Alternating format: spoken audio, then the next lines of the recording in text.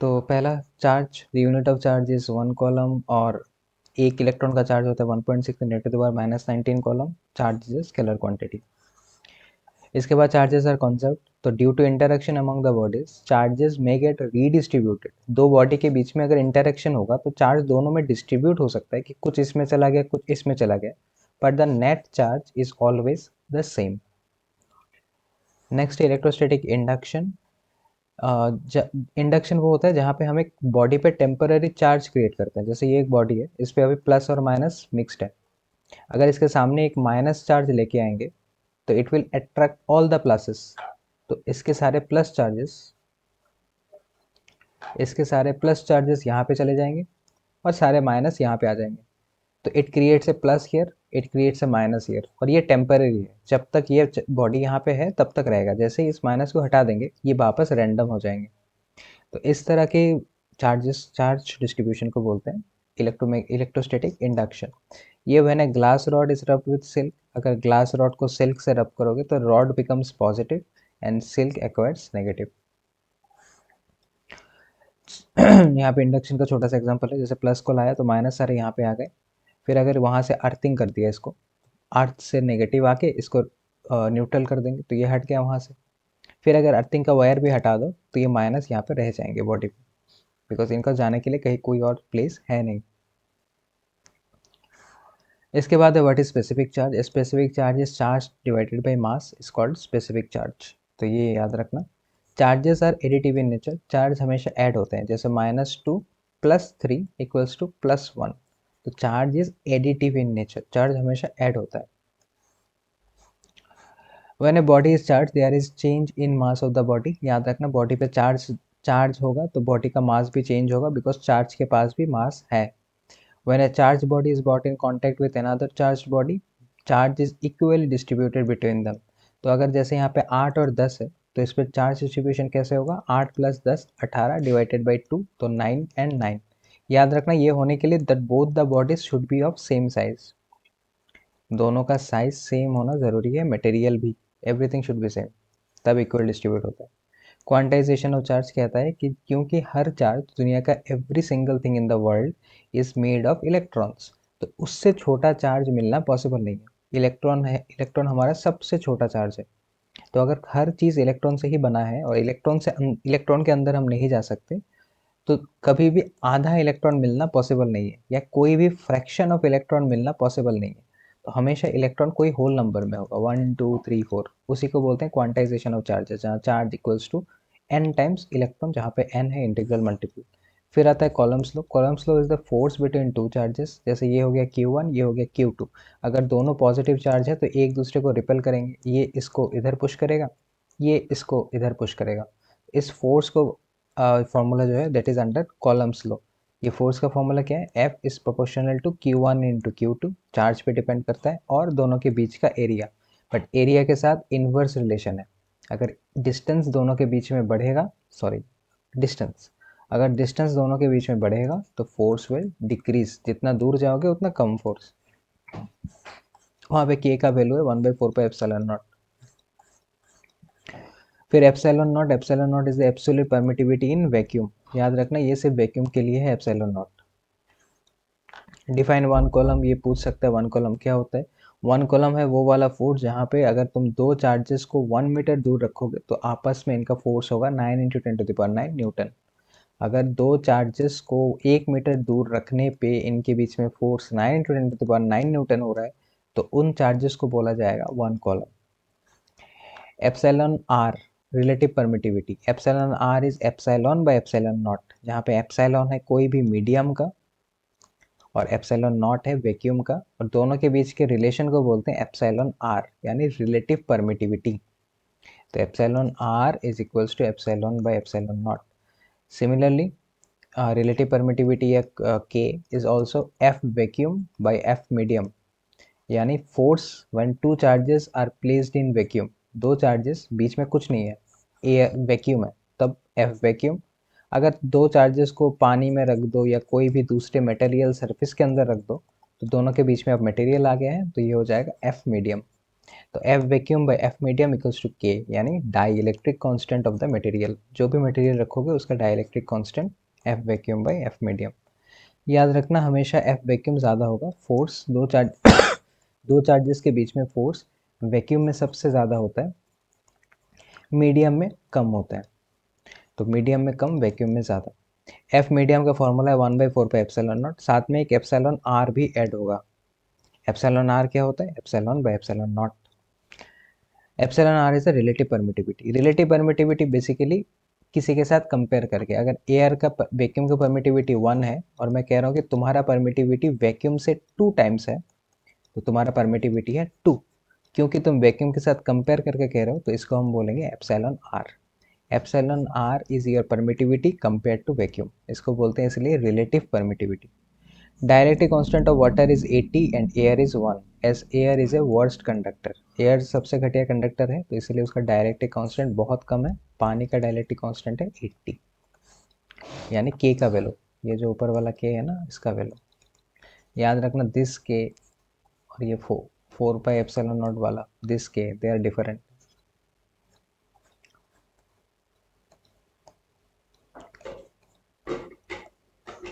इसके बाद जाएंगे कॉलम्स लो इन वेक्टर फॉर्म। तो दो चार्जेस हो गए यहाँ पे, Q1 2 को इधर धक्का देगा, तो फोर्स ऑन 2 ड्यू टू 1, ये हो गया इस डायरेक्शन में। Q2 Q1 को इधर पुश करेगा, तो फोर्स ऑन 1 ड्यू टू 2 हो गया इस डायरेक्शन में। दोनों के बीच में वेक्टर हो गया R। अब अगर दोनों के बीच में डिस्टेंस मेजर करेंगे, तो यहाँ से शुरू करके इसके लिए Q1 के लिए यहाँ से डिस्टेंस शुरू करके हम इस डायरेक्शन में मेजर करेंगे, यानी इसका बोला जाएगा R12, यानी 1 से लेके 2 तक फॉर Q1, 1 से लेके 2 तक। और Q1 का फोर्स यहाँ पे लग रहा है, Q1 इस पर फोर्स लगा रहा है 2 1। अगर दूसरे चार्ज पे जाओ Q2 पे, तो Q2 हम मेजर करने के लिए यहाँ से मेजर करेंगे, यहाँ से यहाँ तक, तो it will be called R21, 2 से लेके 1 तक। तो ये वाला green distance R21, red distance R12, दोनों सेम ही डिस्टेंस है। 2 1 पे फोर्स लगा रहा है ये वाला, फोर्स ऑन 1 ड्यू टू 2। तो अब यहाँ पे बस कंपेयर कर लो वैल्यूज। F12 1/4 पे एप्सिलॉन नॉट दिस बाई दोनों के बीच का डिस्टेंस इनटू F12 के लिए, F12 इस डायरेक्शन में, ग्रीन के डायरेक्शन में, तो ग्रीन डायरेक्शन में ग्रीन वाला वेक्टर लेंगे डिस्टेंस का, तो वेक्टर कौन सा होगा? R21, तो वेक्टर हो गया R21। दूसरे वाले केस में F21 के केस में F21 उसके लिए रेड वाला वेक्टर लेंगे, तो रेड डिस्टेंस का वेक्टर कौन सा है? R12, तो R12। क्योंकि हमें पहले से पता है कि R12 और R21 एक ही डिस्टेंस है Q1 और Q2 के बीच का, बस डायरेक्शन ऑपोजिट है। रेड इधर जा रहा है, ग्रीन इधर जा रहा है, तो it will B minus of this, क्योंकि वेक्टर में डायरेक्शन लेना होता है। तो हमें ये पता चल गया कि इसका वैल्यू इसका नेगेटिव है, तो वहाँ पे रिप्लेस कर दो। तो हम 12 के लिए इसको माइनस R12 लिख सकते हैं। F12 के फॉर्मूला में जो ये R21 है उसको माइनस R12 लिख सकते हैं, तो उसको माइनस R12 लिख लिया, आ गया नया वाला इक्वेशन। तो हमारा ये equation is nothing but F21 का फॉर्मूला, तो this equals to minus of this. This proves two charges exert equal and opposite forces and the forces are central forces. Central यानी दो चार्ज के बीच में लगता है forces, along the line joining the two charges। Principle of superposition कहता है कि एक चार्ज पे अगर अलग अलग डायरेक्शन पे फोर्स आ रहा है, तो सारे फोर्सेस को वेक्टरिकली ऐड करने पे हमें नेट फोर्स मिलेगा। एडिशन वेक्टरिकली होगा। Continuous distribution of charges, charge distribution का तरीका, लीनियर चार्ज डेंसिटी। अगर कोई charge along a straight line distributed है, तो डेंसिटी यानी हर यूनिट लेंथ पे, यानी हर मीटर पे या हर सेंटीमीटर पे कितना चार्ज होगा? Q/L, तो lambda equals to Q/L। Surface charge density, अगर एक सरफेस पे ढेर सारे चार्जेस डिस्ट्रीब्यूटेड हैं, तो हर यूनिट्स 1 मीटर स्क्वायर एरिया में, हर मीटर स्क्वायर एरिया में कितना चार्ज होगा? That will B surface charge density, Q by total area. Volume charge density, अगर किसी वॉल्यूम में, यानी ये पूरा 3D सरफेस है, अगर पूरे वॉल्यूम में चार्ज डिस्ट्रीब्यूटेड है, तो हर 1 मीटर क्यूब वॉल्यूम में कितने चार्जेस मिलेंगे? That will be Q/V। फिर आता है electric field. Electric field due to a charge is a space around a charge in which the electrostatic force acts upon another charge. एक charge के आसपास का वो वाला रीजन जहाँ पे वो दूसरे चार्ज के ऊपर फोर्स लगा सकता है, उस रीजन को बोलते हैं electric field. Electric field intensity यानी इलेक्ट्रिक फील्ड का पावर, यानी कितना स्ट्रॉन्ग है वो फील्ड। तो the electric field intensity is also called the strength of the electric field और simply the electric field. Mathematical formula इसका होता है E इक्वल्स टू 1/4πε0 Q/r², जहाँ पे Q है सोर्स चार्ज। सोर्स चार्ज यानी जिसने क्रिएट किया है इलेक्ट्रिक फील्ड। जैसे तुम्हारा यहाँ पे ये हो गया तुम्हारा सोर्स चार्ज, इसने क्रिएट किया है ये फील्ड। जैसे इसने क्रिएट किया है ये फील्ड, तो ये हो गया सोर्स चार्ज। तो इन वेक्टर फॉर्म, अगर इसको वेक्टर फॉर्म पे लेके जाएंगे तो E बन गया E वेक्टर 1/4πε0 Q/r², साथ में एक आर कैप। और आर कैप को हम लिख सकते हैं, किसी भी कैप वेक्टर को लिखा जा सकता है R vector by mod of R vector, यानी आर वेक्टर बाई आर। तो वो नीचे आर पे R into R square R cube और आर वेक्टर आ गया ऊपर। तो हमने आर कैप को इस वाले फॉर्मूला से यहाँ पे रिप्लेस किया। another formula is this one, electric field on the surface of a conductor. अगर कोई कंडक्टर है तो उसके सरफेस के लिए इलेक्ट्रिक फील्ड का फॉर्मूला होगा ये वाला। किसी भी कंडक्टर के सरफेस पे इलेक्ट्रिक फील्ड कितना होगा, दिस फॉर्मूला। ये इलेक्ट्रिक फील्ड है पॉइंट चार्ज के लिए, किसी भी एक पॉइंट चार्ज के लिए। ये इलेक्ट्रिक फील्ड है किसी भी कंडक्टर के सरफेस के लिए, किसी भी कंडक्टर के सरफेस पे कितना फील्ड होगा। Force in terms of electric field, तो हम फोर्स को डिनोट करेंगे in terms of electric field. तो electric field is 1/4πε0 times Q/r², और फोर्स इज F 1/4πε0 Q/r², जहाँ पे एक Q को हम मान रहे हैं सोर्स चार्ज और उसका फोर्स ऑब्जर्व कर रहे हैं छोटे Q पे। तो बड़े Q का force observe on small Q, यानी तुम स्मॉल Q को देख रहे हो, उसको हम बोलेंगे ये वाला F। और बड़े Q का जो इलेक्ट्रिक फील्ड का रीजियन है, कितना उसका रीजियन है, दैट इज कॉल्ड E। अब इन दोनों फॉर्मूला में देखो बस Q मिसिंग है, तो हम इस फॉर्मूला में इस वाले रीजियन को, इस वाले पार्ट को E लिख सकते हैं। तो हमने लिख लिया E, ये आ गया नया फॉर्मूला, जहाँ पे Q is, we can infer that if Q is unity, अगर Q का वैल्यू यूनिटी है, यानी ये वाला चार्ज वन कॉलम का हो गया, then electric field and force are same value, एक ही वैल्यू होगा numerically. A test charge is always positive charge of one coulomb, याद रखना टेस्ट चार्ज कहीं पे भी मेंशन हो वो हमेशा वन कॉलम का चार्ज होता है। And the Q in F equal to QE refers to the charge which is on which force is being applied by the source charge, यानी जिसको तुम ऑब्जर्व कर रहे हो, तो मैंने यहाँ पे बोल के दिया है। Electric lines of forces, electric lines of forces basically तुम्हें पाथ दिखाते हैं कि कौन से पाथ पे एक इलेक्ट्रिक फील्ड अप्लाई हो रहा है। वो चेक करने के लिए हमने क्या यूज़ किया था, एक यूनिट पॉजिटिव चार्ज यानी टेस्ट चार्ज। तो अगर एक प्लस चार्ज के आसपास एक छोटा सा टेस्ट चार्ज रखोगे तो वो उसको बाहर पुश करेगा, तो इसीलिए प्लस का इलेक्ट्रिक फील्ड आउटवर्ड होता है। किसी भी नेगेटिव चार्ज के साथ, किसी भी नेगेटिव के पास अगर एक छोटा सा टेस्ट चार्ज रखोगे तो वो उसको अंदर पुश करेगा, इसीलिए नेगेटिव का इलेक्ट्रिक फील्ड अंदर की तरफ होता है। There is no electric field line inside a conductor in electrostatic situation, याद रखना इलेक्ट्रोस्टैटिक सिचुएशन में जहाँ पे कोई मूविंग चार्जेस नहीं है, वहाँ पे कंडक्टर के अंदर कोई इलेक्ट्रिक फील्ड लाइंस नहीं होता, नो फील्ड लाइंस, क्योंकि चार्ज ओनली सरफेस पे एग्जिस्ट करता है। The electric field lines are always perpendicular to the body, तो किसी भी बॉडी से इलेक्ट्रिक फील्ड लाइंस हमेशा 90 डिग्री पे निकलते हैं। Electric field line due to circular loop of charge, एक सर्कुलर लूप के लिए इलेक्ट्रिक फील्ड लाइन, तो मान लो कि एक सर्कुलर लूप कुछ ऐसा है, तो हम निकालेंगे इसके लिए इलेक्ट्रिक फील्ड लाइंस, मान इलेक्ट्रिक फील्ड का स्ट्रेंथ। अच्छा तो यहाँ पे देखो, तो यहाँ पे एक रिंग है 3D में सोचना, तो यहाँ पे एक रिंग है 3D में, उस रिंग के एक्सिस पे किसी भी एक पॉइंट पे हमें इलेक्ट्रिक फील्ड निकालना है कि इस रिंग के वजह से इस एक्सिस पे इलेक्ट्रिक फील्ड कितना होगा। दिस इज इन 3D, तो ये 3D में है, ये रिंग ऐसा है 3D में, और उसके बीच में से ये लाइन निकल रहा है ऑन द एक्सिस। तो हम रिंग में से कोई भी एक छोटा सा इसे चूज कर लेते हैं। तो let us take a small piece of the ring, तो यहाँ से एक छोटा पीस ले रहे हैं हम, ए बी का पीस ले रहे हैं, और मान के चल रहे कि पूरे रिंग में चार्ज है Q और सिर्फ ए बी पोर्शन में चार्ज है डी क्यू। तो अगर पूरे रिंग में चार्ज है Q और इस रिंग का रेडियस है a, तो इस पूरे रिंग का लेंथ कितना होगा, सरकमफेरेंस। ये होता है length, length is the circumference, is nothing but circumference. एक सर्कल का जो लेंथ होता है that is nothing but circumference. तो इसका रेडियस है a, यानी इसको अगर डिवाइड करेंगे, total charge divided by total length gives me charge per unit length. ठीक है, अब मैंने कितना लेंथ चूज किया, मैंने सिर्फ ए बी का लेंथ चूज किया, तो charge per unit length into मेरा लेंथ ए बी मतलब dl, it will give me dq का वैल्यू। मैं फिर से एक छोटे से एकदम सिंपल भाषा में समझा रहा हूँ। मान लो यहाँ पे एक लेंथ, यहाँ पे एक रॉड है, उसका लेंथ है 10 मीटर, और हर मीटर पे इस तरह से 10 मीटर का रॉड है, और हर मीटर पे देयर आर टू चार्जेस, हर मीटर मीटर पे देयर आर टू चार्जेस। तो अगर हर मीटर पे टू चार्जेस हैं, तो 1 2 3 4 5 6 7 8 9 10, हर मीटर पे दो चार्जेस हैं, तो इस पे टोटल चार्ज हो गए 20 डिवाइडेड बाय टोटल लेंथ हो गया 10। तो इसमें हर यूनिट लेंथ पे, हर मीटर पे कितने चार्जेस हैं, 2।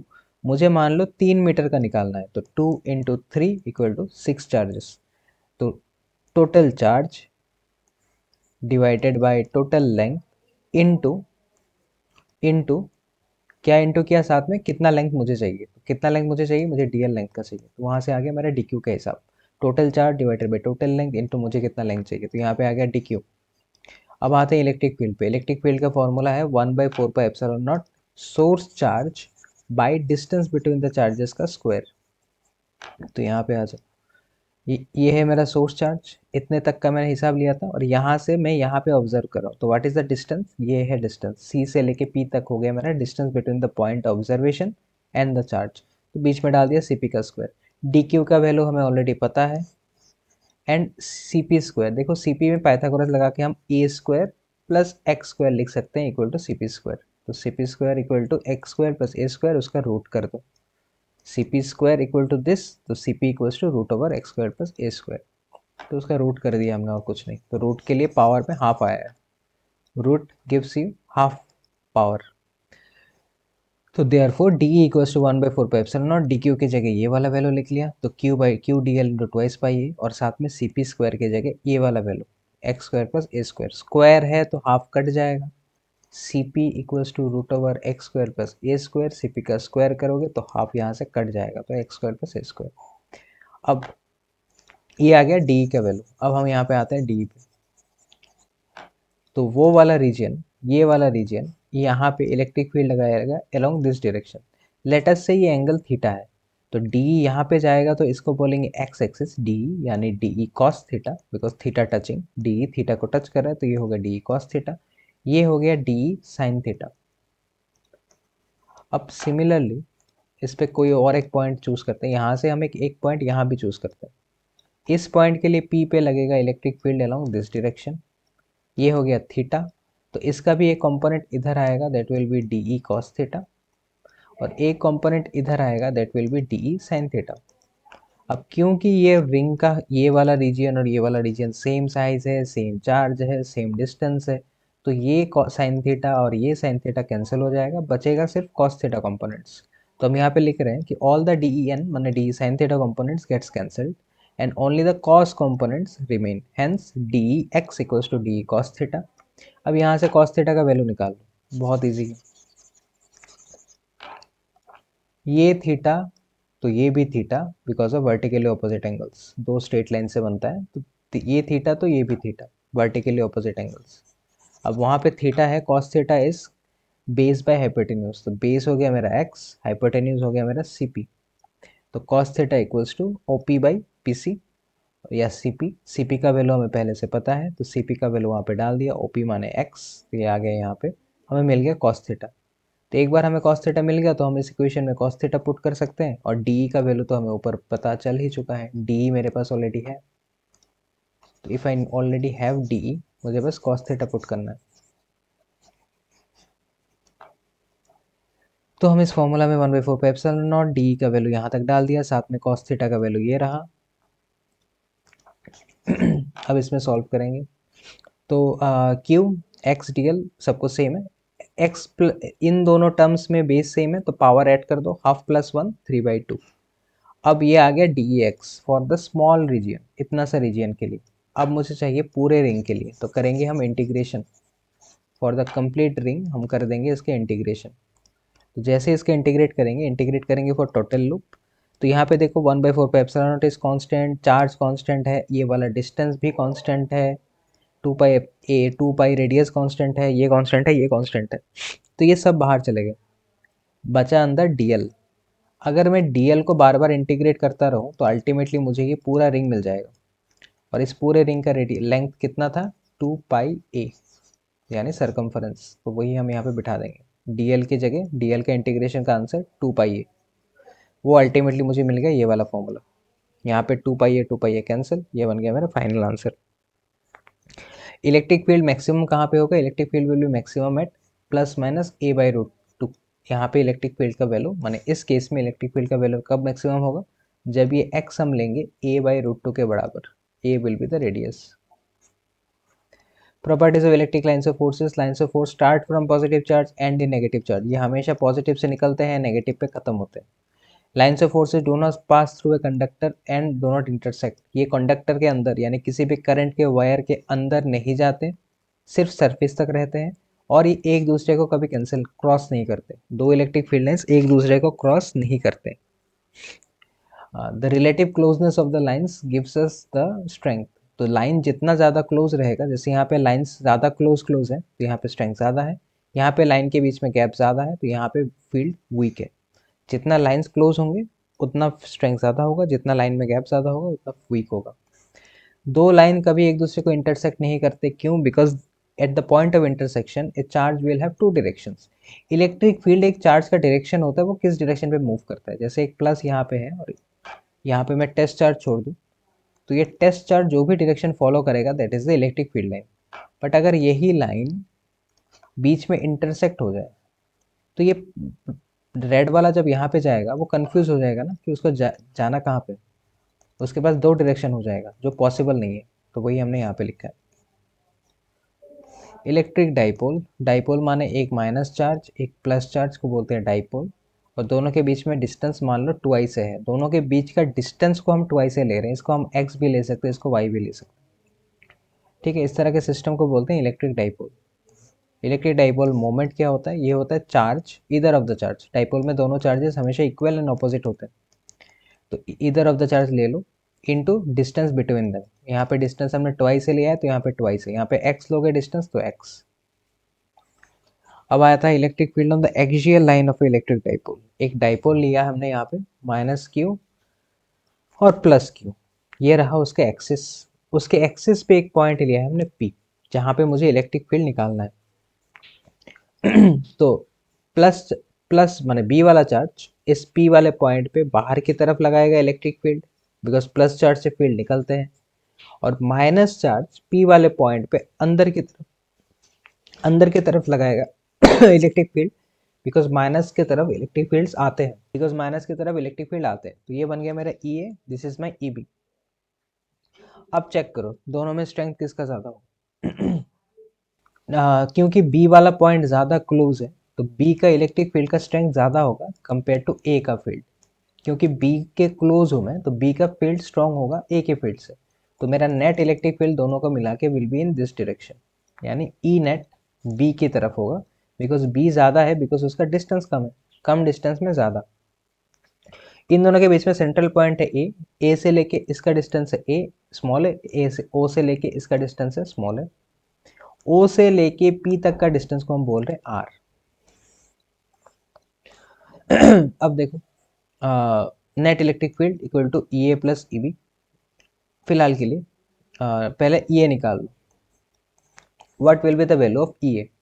इलेक्ट्रिक फील्ड किसके लिए निकाल रहे, ए क्रिएट किसने किया है -q, और ए और पी के बीच में डिस्टेंस कितना है ए प्लस आर, तो ये यहाँ पे बिठा दिया हमने a plus R whole square 1/4 this, और इसका मॉड ले रहे तो प्लस और माइनस का कोई इशू नहीं है, मॉड ले लिया। अब electric field at B, B के लिए इलेक्ट्रिक फील्ड क्रिएट किसने किया है +q, और बी और पी के बीच में डिस्टेंस कितना है, बी और पी के बीच में डिस्टेंस है r से ए को माइनस कर दो, तुम्हें ये वाला रीजन मिल जाएगा। आर से ए माइनस कर दो तो तुम्हें ये वाला रीजन मिलेगा। देख लो एक बार, ये हो गया मेरा आर। आर से अगर मैं ए हटा दूं तो मुझे मिल गया बी और पी के बीच का डिस्टेंस। तो it is R minus A whole thing square. अब मैंने पहले ही कहा था तुम्हें बी ई बी का वैल्यू ज़्यादा होगा ई ए से, तो it will be E B minus E A. एक से एक को माइनस करो, ये दो टर्म्स कॉमन है, इनको कॉमन ले लो, रेस्ट एलसीएम लेके divide. R minus A whole square into R plus A whole square, LCM होगा R square minus A square, A plus B square into A minus B square equal to A square minus B square whole square. ये आ गया यहाँ पे। अब ये electric field होगा along P X. ये हमने अभी भी कहा था मैंने कि नेट जो होगा इसका it will B along P x.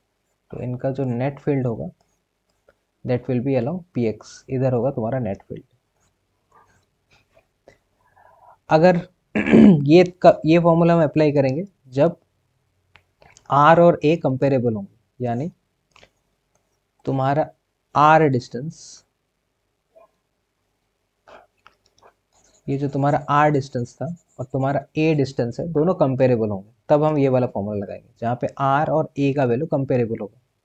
अगर आर बहुत ज़्यादा हो जाए ए से तो हम ए को कर देंगे नेगलेक्ट, तो ये रहेगा फॉर्मूला।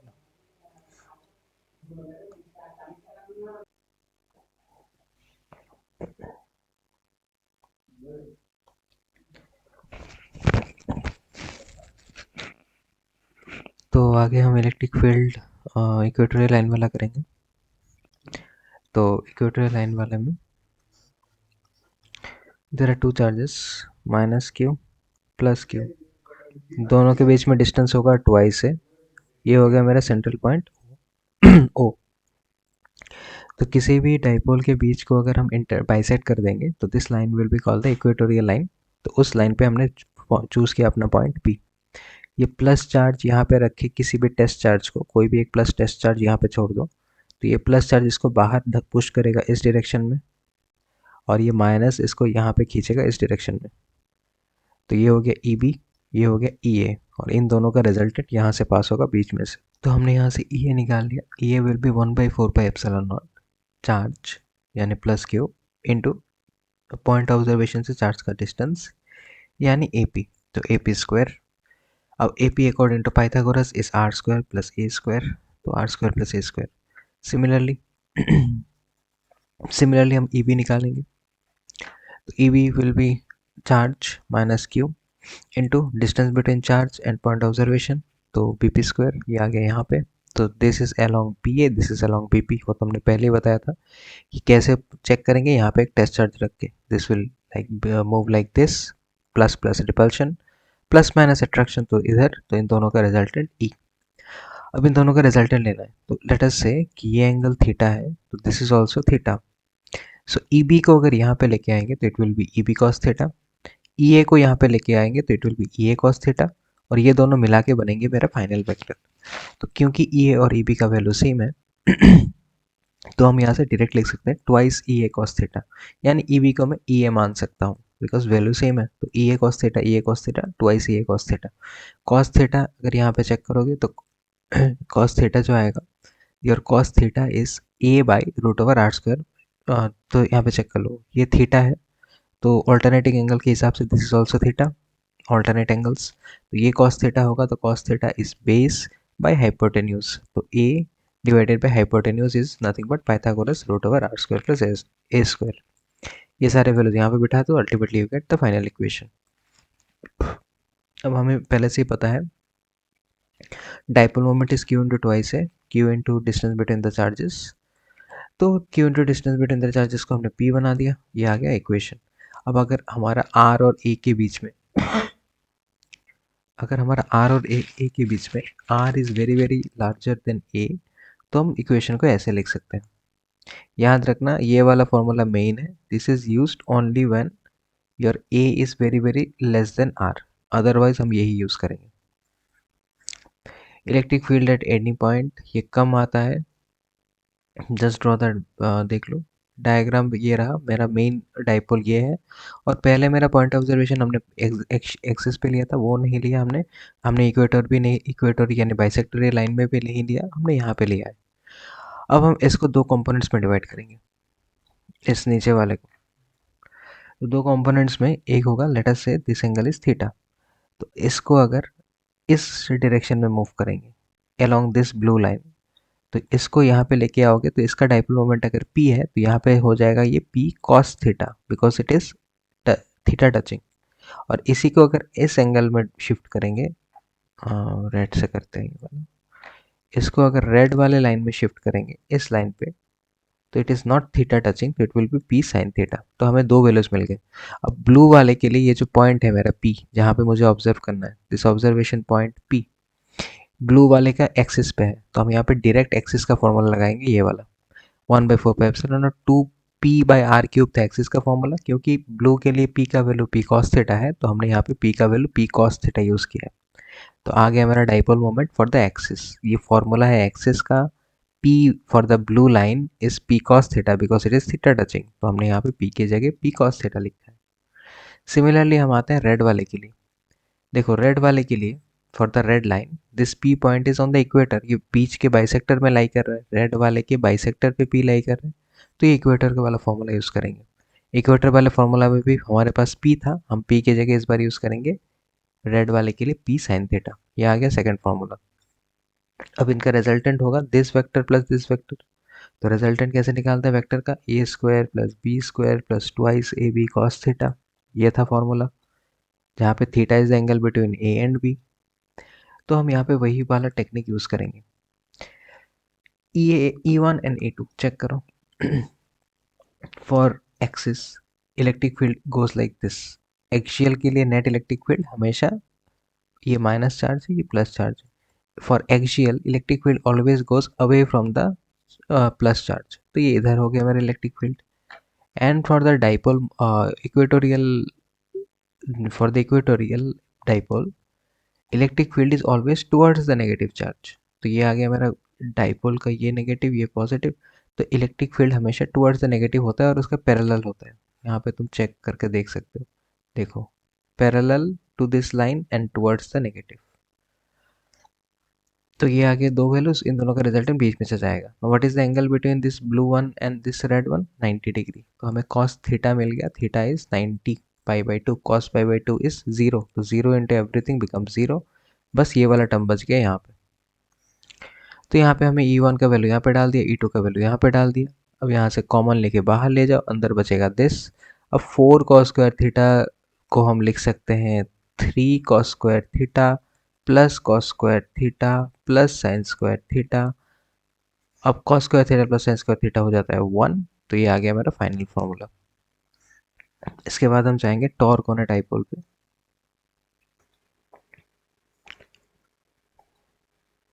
इसके बाद हम जाएंगे टॉर्क ऑन अ डाइपोल। तो एक डाइपोल को हमने यहाँ पे रख दिया। अब लेट अस से यहाँ पे एक प्लस चार्ज रखा गया है, यहाँ पे एक माइनस चार्ज है, तो electric field is going from plus two minus. अब ये प्लस चार्ज मेरे डाइपोल के प्लस चार्ज को इधर पुश करेगा और मेरे डाइपोल के नेगेटिव चार्ज को इधर पुश करेगा, अपनी तरफ खींचेगा। तो इस फोर्स को हम बोल सकते हैं माइनस क्यू वी, इसको बोलेंगे plus Q V. Forces are equal and in opposite direction. तो ये जो मेरा डाइपोल है इट विल स्टार्ट रोटेटिंग, ये रोटेट करना स्टार्ट होगा। रोटेशन पे हमें क्या मिलता है, टॉर्क। टॉर्क का फॉर्मूला है इधर force into perpendicular distance between the forces. इधर फोर्स यानी ये भी ले सकते हो या ये भी ले सकते हो, किसी का भी मॉड। तो हमने एक ले लिया Q E into perpendicular distance between these two forces. Perpendicular distance निकालते कैसे हैं, परपेंडिकुलर डिस्टेंस निकालने के लिए किसी भी एक फोर्स को पीछे बैक ट्रैक करो और दूसरे फोर्स से वहां पे 90 डिग्री बना दो, दूसरे फोर्स से वहां पे 90 डिग्री प्लेस कर दो बस। तो ये ए एन वाला डिस्टेंस, ये ए से लेके एन तक का डिस्टेंस, दिस ब्लू लाइन, ये ब्लू लाइन बन गया मेरा perpendicular distance between this blue force and this red force. तो यहाँ पे डाल दिया हमने ए एन। अब ए एन क्या है, A N is twice A sine theta. देखो ये ए एन वाला distance is nothing but twice A sine theta. यहाँ पे देख लो, मैं यहाँ पे इससे बनाता हूँ greens. This distance is twice A, dipole के बीच का डिस्टेंस इज ट्वाइस है। अब हम इमेजिन करते हैं एक इलेक्ट्रिक फील्ड यहाँ पे है, जस्ट इमेजिन एक इलेक्ट्रिक फील्ड यहाँ पे है, तो इन दोनों के बीच में एंगल होगा थीटा। ये था ट्वाइस है और थीटा, तो ये ग्रीन, इधर वाला ग्रीन लाइन बन गया ट्वाइस ए कॉस थीटा, और इधर वाला ग्रीन लाइन बन गया मेरा ट्वाइस ए साइन थीटा। इसीलिए हम कह सकते हैं A N is nothing but twice A sine theta. तो हमने लिख लिया A N is twice A sine theta. यहाँ से आगे Q twice A E sine theta, Q twice A माने dipole moment into E sine theta. अब P E sine theta, this is cross product का formula, A vector cross B vector is A B sine theta. तो हमने घुमा फिरा के फिर ए B sine theta वाले पार्ट को A square B square form में लिख लिया, तो P E sine theta is B square into E square. अब dipole is in stable equilibrium when theta is zero. ये डाइपोल स्टेबल हो जाएगा जब ये थीटा जीरो हो जाएगा, यानी ये डाइपोल पूरा लेट जाएगा, plus Q minus Q, this is called stable equilibrium. And then what is unstable, जब ये डाइपोल पूरा घूम जाएगा, पूरा घूमेगा मतलब प्लस क्यू यहाँ पे आ जाएगा और माइनस क्यू यहाँ पे आ जाएगा, यानी एंगल हो जाएगा 180 डिग्री। इसको बोलते हैं अनस्टेबल, जहाँ पे पूरा इन्वर्स हो चुका है, तो this is called unstable equilibrium. Theta is the angle between dipole का axis and electric field, dipole का एक्सिस एंड इलेक्ट्रिक फील्ड।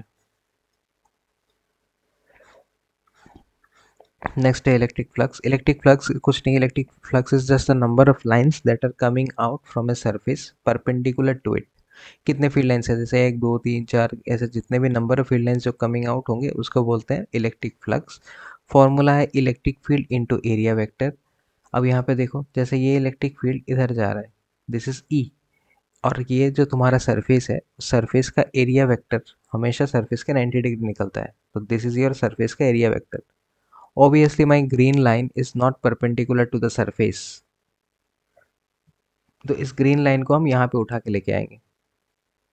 अगर ग्रीन लाइन को यहाँ उठा दोगे तो ये इस सरफेस के परपेंडिकुलर बन जाएगा। तो ग्रीन इस वाले इलेक्ट्रिक फील्ड को यहाँ लेके जाने के लिए बीच में एंगल कितना है, थीटा, तो it will be E cos theta.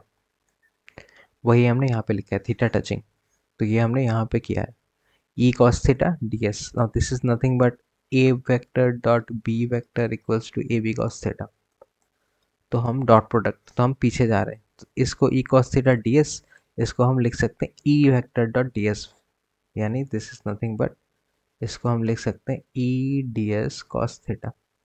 तो this is can be written as E vector dot d s vector.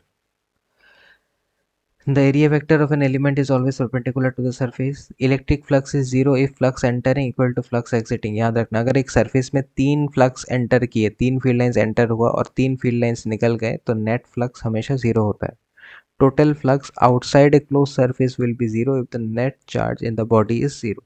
किसी भी बॉडी पे अगर नेट चार्ज जीरो है, यानी उसमें कोई चार्ज है, कोई चार्ज नहीं है, तो उसका फ्लक्स भी जीरो होगा, यानी उससे कोई फील्ड लाइंस बाहर निकलेगा ही नहीं अगर उसका फील्ड टोटल चार्ज ही जीरो है। और जो ये जो इलेक्ट्रिक फील्ड वाले इक्वेशन में जब लेफ्ट हैंड साइड में ये जो ई आ रहा है ना, ई डॉट डी एस, ये ई है due to all the charges inside and outside the surface. अगर किसी सरफेस के आसपास बहुत सारे चार्जेस है, then the E we use is due to all the charges combined.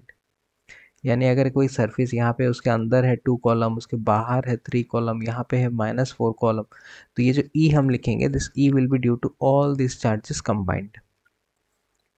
Gauss's theorem, Gauss ने कहा है कि द टोटल फ्लक्स किसी भी सरफेस से जो निकलेगा due to a charge is equals to one by epsilon naught times the charge. यानी किसी भी चार्ज से वो कितने ऐसे फील्ड लाइंस निकलेंगे सर पर किसी सरफेस के परपेंडिकुलर, वो depend, that will be equal to one by epsilon times the charge that is enclosed q. अगर किसी सरफेस पे 3 फ्लक्स एंटर हो रहे हैं और एक बाहर निकल रहा है, तो उसका नेट फ्लक्स है 3 - 1 2। 3 एंटर हुआ, एक बाहर निकल गया, तो नेट फ्लक्स है 2। उसका फॉर्मूला यहाँ पे है, φ1 is flux exiting positive into φ2 is flux entering negative. तो यहाँ पे इन दोनों का value into epsilon naught equals to q, this comes from this formula. Q is the source or the charge enclosed, Q is the source or the charge enclosed by the closed surface. Flux is independent of the shape, याद रखना flux shape के साथ matter नहीं करता, ये shape क्यूबॉइडियल हो या circular हो या ट्रायंगुलर हो, फ्लक्स हमेशा सेम रहेगा। और फ्लक्स अगर कोई डाइलेक्ट्रिक प्रेजेंट है, जैसे तुम्हारे मटेरियल के अंदर इंस्टेड ऑफ एयर कुछ और मैं डाल दूँ या पानी या HCl या कुछ भी, तो उसका फॉर्मूला होगा phi equals to Q by K epsilon. इसके बाद है गॉसियन सरफेस। गॉसियन सरफेस ऐसा सरफेस होता है जिसके हर पॉइंट पे पोटेंशियल डिफरेंस सेम होता है। तो ये किसी भी पॉइंट चार्ज के लिए ये स्फेरिकल हो सकता है, किसी भी लाइन चार्ज के लिए ये सिलेंड्रिकल हो सकता है। इसके बाद है Gauss's theorem for spherically symmetric closed surface. तो अगर एक क्लोज्ड बॉल है, उसका शेल है, तो उसके लिए हमें गॉसेस थ्योरम प्रूव करना है। तो हमें पहले ही पता है कि मान लो एक चार्ज यहाँ पे सेंटर पे है Q और मुझे ऑब्जर्व करना है इस P वाले पॉइंट पे, इन दोनों के बीच का डिस्टेंस है R। तो इलेक्ट्रिक फील्ड होगा 1/4πε0 Q/r²। अब हमें ऑलरेडी पता है फ्लक्स का फॉर्मूला क्या है, electric field into area vector. Electric field तो निकाल चुके हैं, एरिया वेक्टर ds वेक्टर। अब चेक करो इलेक्ट्रिक फील्ड और एरिया वेक्टर के बीच का एंगल। अब इलेक्ट्रिक फील्ड यहाँ पे चार्ज है, इसको किधर पुश करेगा, ऐसे। एरिया वेक्टर भी सरफेस के 90 डिग्री जा रहा है, तो दोनों सेम ही लाइन में जा रहे हैं। एरिया वेक्टर भी सरफेस के 90 डिग्री बाहर निकला है और ग्रीन भी इसी लाइन को फॉलो कर रहा है, तो दोनों के बीच में एंगल हो गया 0 डिग्री। cos 0 is 1। तो ये आ गया मेरा डी फाई का इक्वेशन। बट ये सिर्फ एक छोटे से फाई वाले रीजन के लिए है, हमें पूरे सरफेस के लिए चाहिए। ये तो मैंने बस यहाँ के लिए निकाला था, मुझे पूरे सरफेस के लिए चाहिए। तो इंटीग्रेशन हो जाएगा ds का। एक स्पेयर का पूरा सरफेस एरिया होता है पाई r 4πr², तो वो हम यहाँ पे बिठा देंगे। फिर काट कोट के हमें मिल गया ये वाला इक्वेशन। देखो ds की जगह हमने बिठा दिया 4πr², that is the surface area of A sphere. तो हमने सिर्फ छोटे एक सेक्शन के लिए निकाला था, फिर हमने पूरे सरफेस के लिए इंटीग्रेट कर दिया। This proves Gauss theorem. अब हम कॉलम्स लॉ प्रूफ करेंगे फ्रॉम गॉस थ्योरम। तो एक स्फीयर है जिसके अंदर एक चार्ज प्लस क्यू है, इसके सरफेस पे एक चार्ज है +Q2। अब ए वाला इसको किधर पुश करेगा, ऐसे। ये हो गया इलेक्ट्रिक फील्ड। अब देखो हमें अकॉर्डिंग टू गॉसेस थ्योरम पता है E.ds इज Q1/ε0, यानी जो चार्ज का इन्फ्लुएंस है या जिसको तुमने सरफेस के अंदर रखा है वो वाला चार्ज Q1/ε0। अब क्योंकि E और ds पैरेलल है, E और ds क्यों पैरेलल है देख लो। अगर मैं तुम्हें कहूँ कि इस सर्फ शेडेड रीजन का एरिया वेक्टर, तो वो हो गया इसी डायरेक्शन में 90 डिग्री टू द सरफेस, वो भी इसी डायरेक्शन में होगा। तो इन दोनों के बीच में एंगल कुछ नहीं बचेगा, 0। Since E vector parallel to ds, therefore E.ds is EDS, because E.ds में क्या होता है cos थीटा आता है, और cos के दोनों के बीच में कुछ नहीं है, यानी cos 0 1। तो ये बचता है EDS। तो यहाँ पे इंटीग्रेशन ऑफ EDS, दोनों इसको सॉल्व करके सिर्फ EDS मिलेगा, बिकॉज दोनों के बीच में एंगल 0 cos 0 1।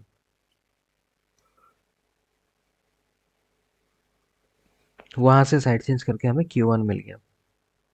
अब एरिया का differentiation will be 4πr², because इस एरिया को अगर मैं डिफ्रेंशिएट करूँगा तो हमें अल्टीमेटली 4πr² ही मिलना है, इस एरिया ऑफ ए स्फीयर। वो डाल दो यहाँ पे वैल्यू, फिर साइड चेंज करके हमें मिल गया इलेक्ट्रिक फील्ड का फॉर्मूला। इलेक्ट्रिक फील्ड को चार्ज से कर दो मल्टीप्लाई, तो बन गया फोर्स का फॉर्मूला।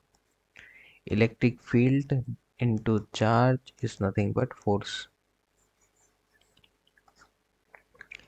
अब है electric field due to line charge. तो एक लाइन चार्ज यहाँ पे रखा हुआ है जिसका चार्ज डेंसिटी है लेमडा, यानी charge per unit length is lambda. अब एक पॉइंट लिया हमने P, जो R डिस्टेंस दूर है। हमें पहले से ही पता है phi equals to E into area. अब देखो लाइन चार्ज में फ्लक्स सिर्फ साइड से निकलता है, इलेक्ट्रिक फील्ड लाइन सिर्फ साइड से निकलते हैं, ऊपर नीचे नहीं निकलते। मैंने ये क्लास में भी कहा था, ऊपर नीचे क्यों नहीं निकलते, बिकॉज अगर इस चार्ज के लिए इस तरफ एक फील्ड आएगा तो ऊपर वाले चार्ज के लिए एक फील्ड नीचे की तरफ आएगा, वो कैंसिल हो जाएगा। नीचे वाला प्लस चार्ज अगर ऊपर की तरफ क्रिएट करेगा तो ऊपर का प्लस चार्ज भी नीचे की तरफ क्रिएट करेगा, एंड इट कैंसल्स आउट। इसीलिए इस शेप में सिर्फ तुम्हें साइड में ही मिलते हैं फील्ड लाइंस, सिर्फ साइड में मिलते हैं फील्ड लाइंस। साइड में मतलब मुझे सिर्फ कर्व सरफेस एरिया चाहिए था, तो हम कर्व सरफेस एरिया का फॉर्मूला लगा देंगे। Curve surface area of cylinder is 2πrl। अब हमें एक नया फॉर्मूला मिल गया। अब पहले से ही हमें पता है phi is what, phi equals to Q by epsilon naught, and q is what, q equals to lambda equals to Q by l, यानी q equals to lambda l. तो हमें ये पता चल गया था कि q equals to lambda l, तो क्यू की जगह लिख सकते हैं लेमडा एल, और फिर नीचे आ गया epsilon not.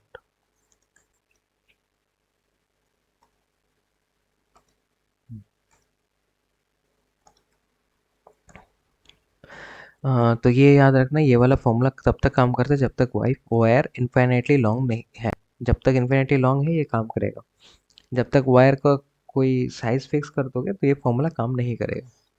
Electric field due to infinite plane sheet, यहाँ पे याद रखना ये शीट बहुत थिन है।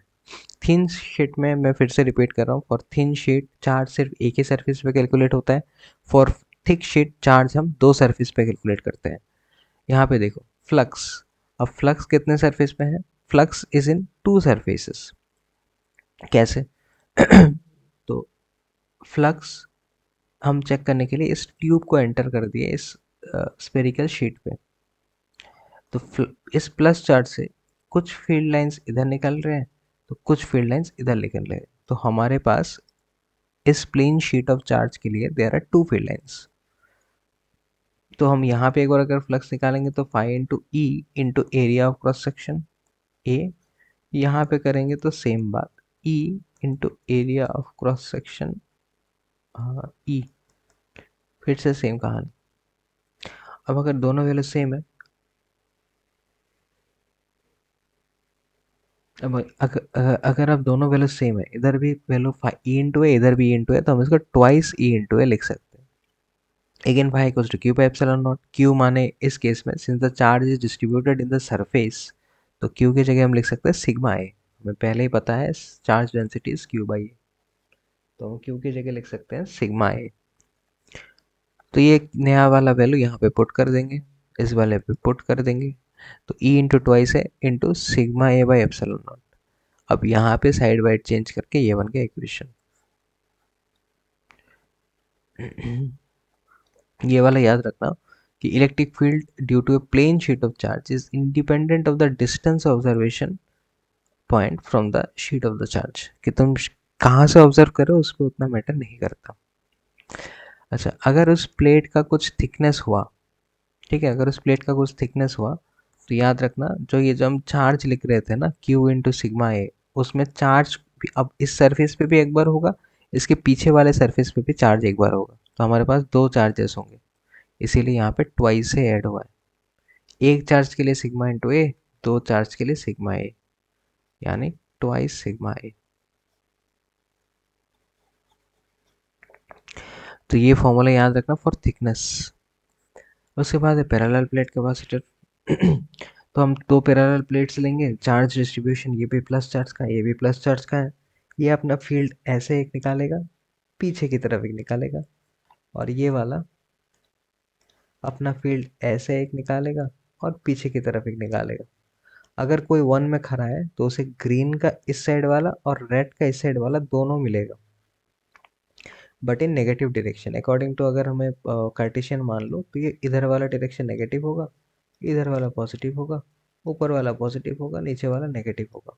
तो ये दोनों वैल्यूज अगर कोई यहाँ पे खड़ा है तो उसको एक ग्रीन दिखेगा एक रेड दिखेगा, तो एक ग्रीन का सिग्मा ए मतलब charge density divided by twice epsilon not, because thickness का कहानी है, थिकनेस नहीं है, हम मान रहे हैं वेरी थिन, तो ट्वाइस एप्सिलॉन नॉट प्लस इसके लिए भी सेम डायरेक्शन, तो five be twice epsilon not common लिया, ये आ गया इक्वेशन। अब तुम यहाँ से उठ के रीजन टू पे आ चुके हो, अब तुम यहाँ से रीजन टू में हो,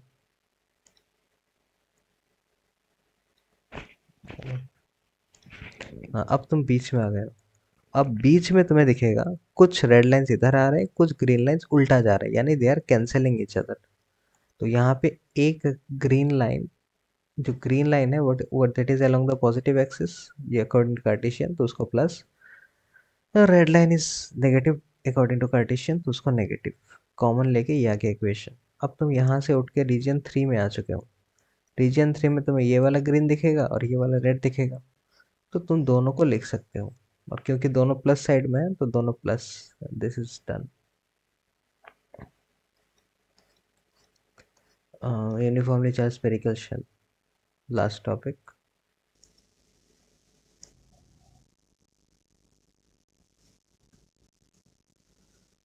तो electric field due to uniformly charge spherical shell के लिए निकालेंगे जहाँ पे पॉइंट पी लाई करेगा आउटसाइड द शेल। ये आ गया मेरा शेल और पॉइंट पी आ गया यहाँ पे आउटसाइड द शेल। अब जहाँ पे तुम पॉइंट पी ले रहे हो वहाँ पे हम ड्रॉ करेंगे गॉसियन सरफेस। वहाँ पे तुम अपना गॉसियन सरफेस बनाओगे जहाँ पे तुम ऑब्जर्व कर रहे हो। तुम्हारे गॉसियन सरफेस का डिस्टेंस कितना है, आर। शेल का रेडियस कितना है, कैपिटल आर।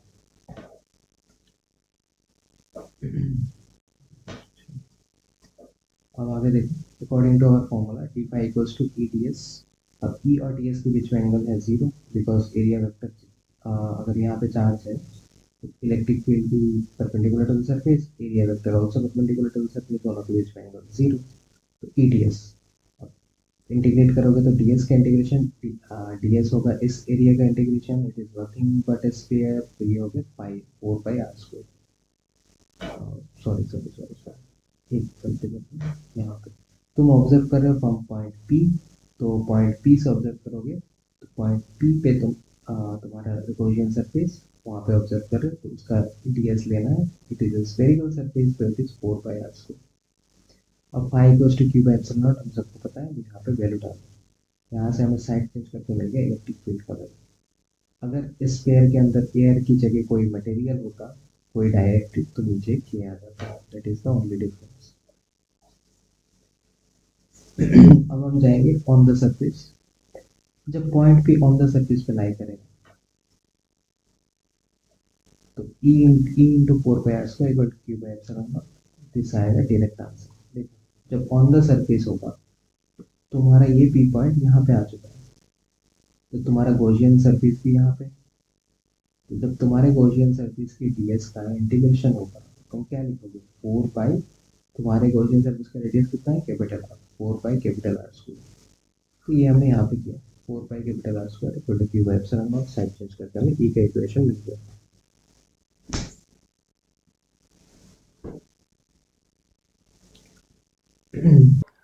तो ये हमने यहाँ पे किया कि पॉइंट पी हमारा बाहर था, तो पॉइंट पी जहाँ पे होगा वहाँ से हम गॉसियन सरफेस लेंगे।